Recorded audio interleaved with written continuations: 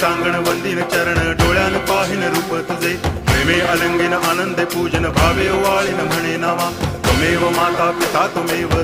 बंधुश्च सखा त्वमेव विद्या करुणं त्वमेव सर्वं मम देव कायेन वाचा मनसेन्द्रियैर्वा बुद्ध्यात्मना वा प्रकृति स्वभावात् करोमि यद्यत् सकलं परस्मै नारायणायति समर्पयामि अच्युतं केशवं रामनारायणं कृष्णदामोदरं वासुदेवं हरि गिरिधरं माधवं गोपिकावल्लभं जानकीनायकं रामचन्द्रं भजे हरे राम